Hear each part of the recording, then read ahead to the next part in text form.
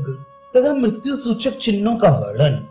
याज्ञवल्क्य जी कहते हैं, राजन, मैं सांख्य संबंधी ज्ञान तो तुम्हें बतला चुका, अब योग शास्त्र का ज्ञान सुनो।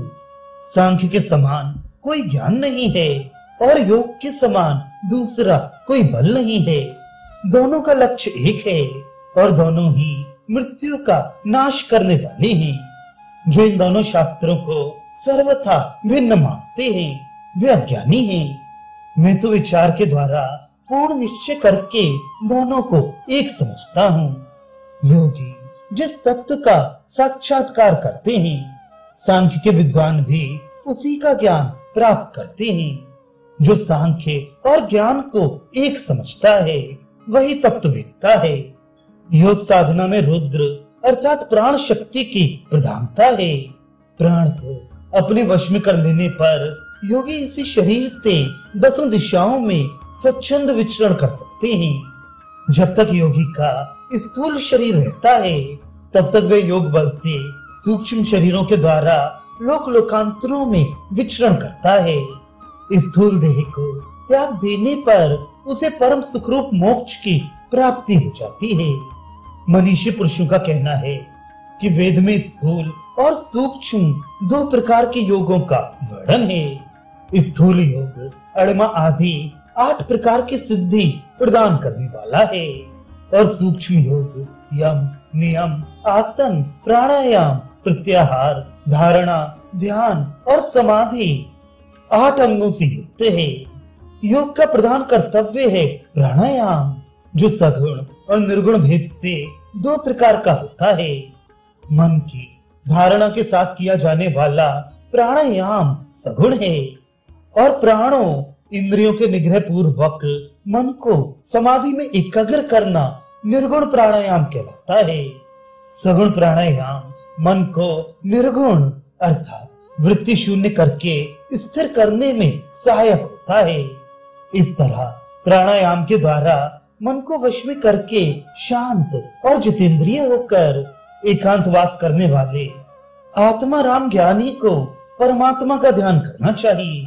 शब्द, स्पर्श, रूप, रस और गंध ये इंद्रियों के 5 दोष हैं। इन दोषों को दूर करें, फिर संपूर्ण इंद्रियों को मन में स्थिर करके लय और विक्षेप को शांत करें। मन को अहंकार में, अहंकार को बुद्धि में और बुद्धि को प्रकृति में स्थापित करें। इस प्रकार सबका लय करके केवल उस परमात्मा का ध्यान करना चाहिए जो रजोगुण से रहित, निर्मल, नित्य, अनंत, शुद्ध, छिद्र रहित, कुटस्थ, अंतर्यामी, अभेद्य, अजर, अमर, अविकारी, सबका शासन करने वाला और सनातन ब्रह्म है। राज अब समाधि में स्थित हुए योगी के लक्षण सुनो। जैसे तृप्त हुआ मनुष्य सुख से सोता है, उसी प्रकार योग युक्त पुरुष के चित्त में सदा प्रसन्नता बनी रहती है। वह समाधि से विरत होना नहीं चाहता, यही उसकी प्रसन्नता की पहचान है। जैसे तेल से भरा हुआ दीपक वायु शून्य स्थान में एक तार जलता रहता है, उसकी शिखा स्थिर भाव से ऊपर की ओर उठी रहती है। उसी तरह समाधिनिष्ठ योगी भी स्थिर रहता है। जैसे बादल की बरसाई हुई बूंदों के आघात से पर्वत चंचल नहीं होता, वैसे ही अनेकों विक्षेप आकर योगी को विचलित नहीं कर सकते। उसके पास बहुत सी शंख और नगाड़ों की ध्वनि हो और तरह तरह के गाने बजाने किए जाएं, तो भी उसका ध्यान भंग नहीं हो सकता। यही उसकी सुदृढ़ समाधि की पहचान है। जैसे सावधान पुरुष दोनों हाथों में तेल से भरा कटोरा लेकर सीढ़ी पर चढ़े और उस समय बहुत से मनुष्य हाथ में तलवार लेकर उसे डराने धमकाने लगे, तो भी वे उनके डर से एक बूंद भी तेल गिरने नहीं देता। उसी प्रकार योग की ऊंची स्थिति को प्राप्त हुआ एकाग्र चित्त योगी इंद्रियों की स्थिरता के कारण समाधि से विचलित नहीं होता। योग सिद्ध महात्मा के ऐसे ही लक्षण समझने चाहिए। जो अच्छी प्रकार समाधि में स्थिर हो जाता है वह अविनाशी पर ब्रह्म का साक्षात्कार करता है। इस साधना के द्वारा मनुष्य देह त्याग के पश्चात केवल प्रकृति के संसर्ग से रहित परब्रह्म परमात्मा को प्राप्त हो जाता है। यही योगियों का योग है।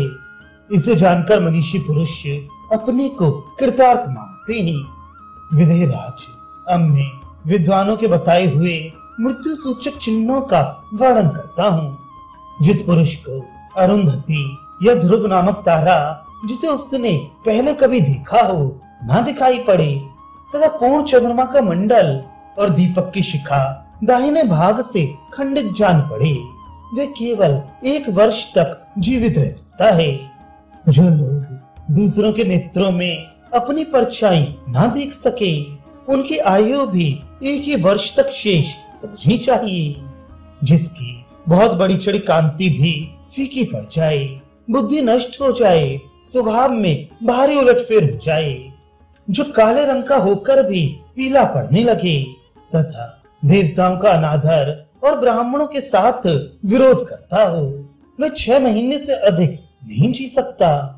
जो मनुष्य सूर्य और चंद्रमा को मकड़ी के जाले के चक्र के समान छिद्र युक्त देखता है, तथा देव मंदिर में बैठकर वहां की सुगंधित वस्तु में भी सड़े मुर्दे किसी दुर्गंध का अनुभव करता है, वह 7 दिन में ही मृत्यु को प्राप्त हो जाता है।